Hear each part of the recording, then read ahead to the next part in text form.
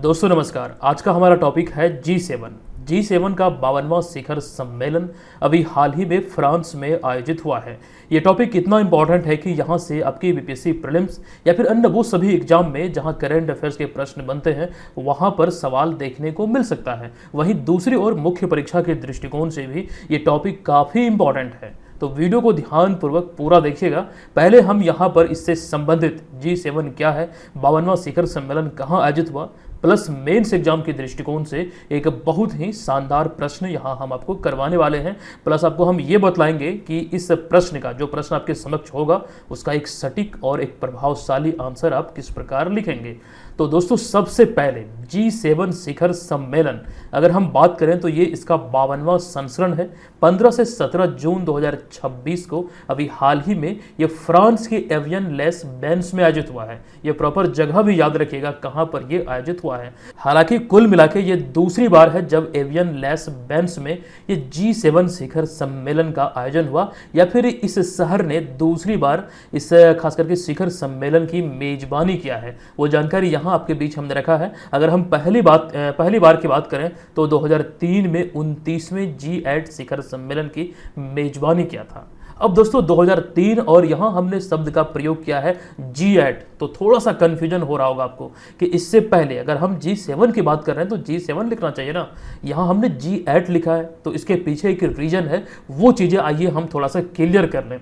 शुरुआती तौर में जब इसके संस्थापक सदस्यों में अगर आप देखेंगे तो इसमें आपको ध्यान रखना 1975 में स्थापित एक संस्था है जिसमें America, Japan, Germany, France, Britain, Italy और कनाडा, कुल मिला के 7 देश का नाम आपको में दिखेगा, जो एक प्रकार से आप बोल सकते हैं कि विश्व की प्रमुख अर्थव्यवस्थाओं का ये समूह है।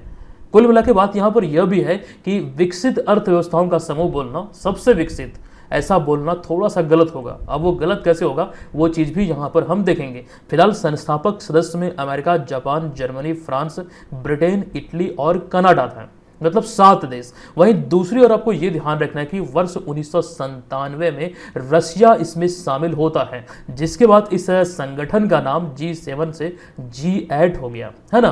तो इसी दौरान 2003 में जो अभी आपको हम बतला रहे थे, यहाँ 29वां G8 शिखर सम्मेलन हुआ था, क्योंकि G8 जो बना ये 1997 में बना था, है ना। अब इसी दौरान कुछ वर्ष पश्चात 2014 में रशिया द्वारा, आपको ध्यान रखना यूक्रेन विवाद के कारण रशिया को बाहर कर दिया गया। एक खास करके भूमि विवाद से जुड़ा हुआ था, खास करके अधिग्रहण को लेकर, शासन को लेकर, क्रीमिया क्षेत्र, इस पर खास करके जो विवाद उत्पन्न हुआ था, जिसके कारण से इस समूह से रशिया को 2014 में बाहर किया गया। पुनः से इस संगठन का नाम हो गया G7। इतना क्लियर है। वही दूसरी और एक इंपॉर्टेंट जानकारी ये भी ध्यान रखिए, अगर हम भारत की बात करें तो भारत G7 का सदस्य नहीं है, लेकिन भारत को पार्टनर कंट्री यानी कि साझेदार देश के तौर पर पिछले कुछ वर्षों से लगातार आमंत्रित किया जा रहा है, और नरेंद्र मोदी भारत की तरफ से एक पार्टनर या फिर साझेदार कंट्री के रूप में भाग लेते हैं। क्योंकि अगर भारत की बात करें तो भारत भी टॉप 10 अर्थव्यवस्थाओं में शामिल है। अब अर्थव्यवस्था देशों की अगर हम बात करें, मतलब देश वाइज, कंट्री वाइज अगर हम बात करें तो कुछ चीजें यहाँ इंपॉर्टेंट है, कुछ नवीनतम डेटा आपको ध्यान रखना है। पहली बात जो थोड़ी देर पहले हम ये आपको बोले थे कि G7 को 7 सबसे बड़ी अर्थव्यवस्थाओं या फिर 7 सबसे शीर्ष अर्थव्यवस्थाओं का संगठन कहना थोड़ा सा गलत है।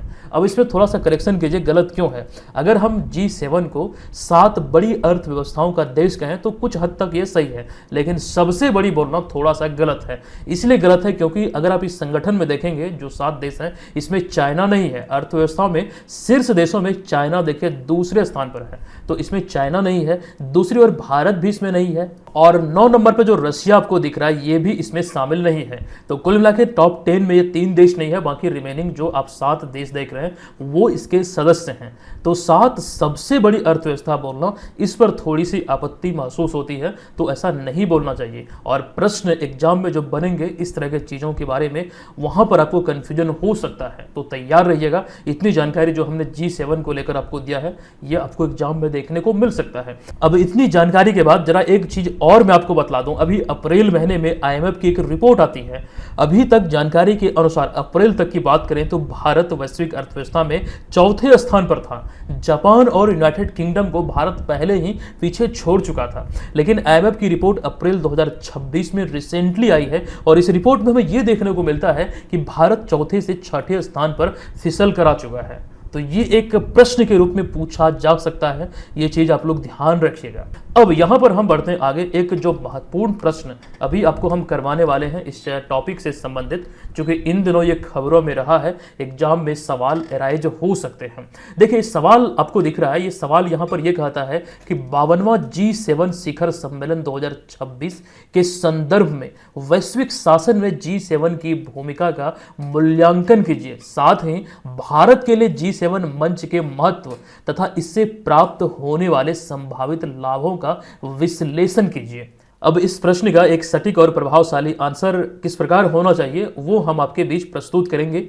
लेकिन दोस्तों अगर आप इस क्लास को, इस वीडियो को YouTube पर देख रहे हैं तो आपकी जानकारी के लिए आपको बतला दूं कि इस वीडियो को जानबूझकर YouTube पर डाला गया है। एक्चुअली ये जो वीडियो सीरीज है या फिर जो कोर्स है वो BM ऑनलाइन लर्निंग ऐप पर करेंट अफेयर्स गोल्ड कोर्स के नाम से संचालित होती है। BPSC, UPSC और JPSC मुख्य परीक्षा को लेकर केवल यही वीडियो नहीं, ऐसे कई सारे वीडियोज, कई सारे टॉपिक पर इस तरह का विश्लेषण आपको मिलेगा। तैयारी आपकी बेहतर होती है, चीज़ें आपको बेहतर मिलती है, बाइलिंगुअल वहाँ प्रोवाइड किया जाता है, प्लस इसका PDF को भी आप डाउनलोड कर सकते हैं।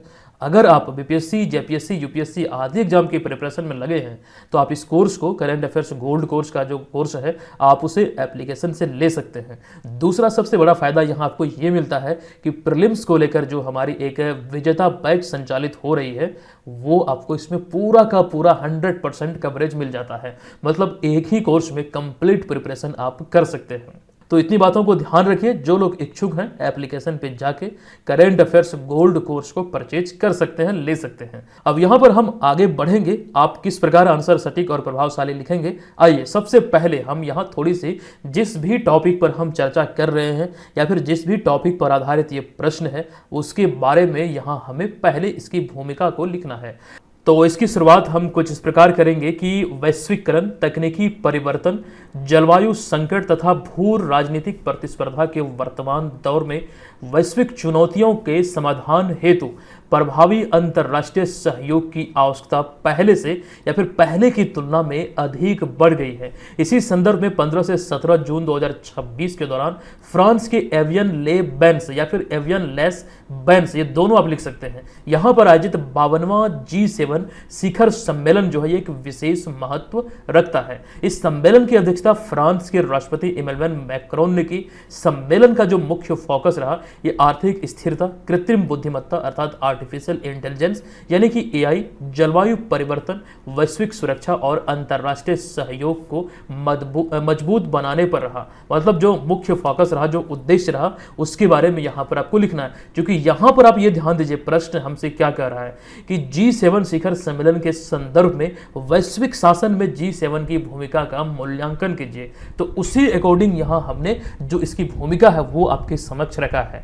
प्लस हम ये भी चर्चा करेंगे प्रश्न में आगे कि भारत के लिए किस प्रकार महत्वपूर्ण है और भारत को इससे प्राप्त होने वाले लाभों के बारे में भी विश्लेषण करेंगे। लेकिन उससे पहले जो हमसे प्रश्न डिमांड किया है कि वैश्विक शासन में G7 की भूमिकाओं के बारे में विश्लेषण कीजिए। दरअसल G7 की अगर हम बात करते हैं तो कुछ इस प्रकार इस पॉइंट को आप लिखना शुरू करेंगे कि G7 जो है विश्व की 7 प्रमुख विकसित अर्थव्यवस्थाओं जिसमें कि Canada, France, Germany, Italy, Japan, Britain और अमेरिका का समूह है। मतलब यहाँ बात यह कह रहा है कि 7 प्रमुख विकसित अर्थव्यवस्थाओं वाला एक प्रकार का एक समूह है जिसमें ये सारे देश आते हैं।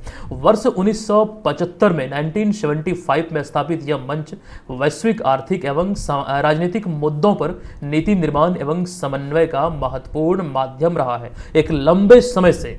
लेकिन यहाँ पर कुछ चीज़ें और इसमें आप शामिल करेंगे कि G7 वैश्विक आर्थिक स्थिरता बनाए रखने में महत्वपूर्ण भूमिका निभाता है। दरअसल वित्तीय संकट, मुद्रास्फीति, आपूर्ति श्रृंखला व्यवधान तथा ऊर्जा सुरक्षा जैसे मुद्दों पर सदस्य देशों के बीच समन्वय स्थापित किया जाता है। वहीं दूसरी ओर जलवायु परिवर्तन और स्वच्छ ऊर्जा संक्रमण के क्षेत्र में G7 देशों की नीतियां वैश्विक दिशा निर्धारित करने में प्रभावशाली होती है। कार्बन उत्सर्जन में कमी तथा हरित प्रौद्योगिकी को बढ़ावा देने के लिए यह मंच महत्वपूर्ण पहल करता है। दरअसल ये ऐसे भी संभव हो पाता है क्योंकि इसमें जो देश हैं वो सभी विकसित देश हैं, मतलब जो अर्थव्यवस्था के दृष्टिकोण से आप देखेंगे तो टॉप 10 में आते हैं। तो ये सारी चीज़ों को लेकर के इस मंच के माध्यम से एक प्रकार से चीज़ों को बेहतर बनाने की दिशा में एक बड़ी भूमिका G7 की रहती है। तो इन चीज़ों को यहाँ आपको शामिल करना है।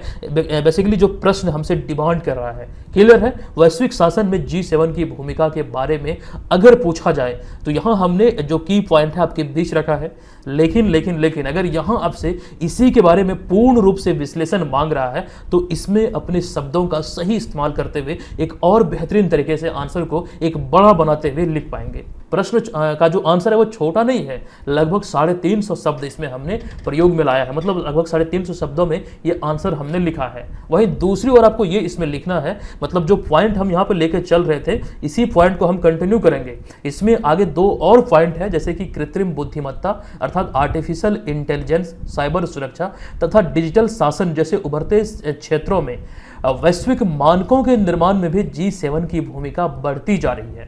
वहीं दूसरी ओर रशिया यूक्रेन संघर्ष, पश्चिमी एशिया संकट तथा हिंद प्रशांत क्षेत्र की सुरक्षा जैसे मुद्दों पर यह समूह वैश्विक रणनीति के विमर्श को प्रभावित करता है।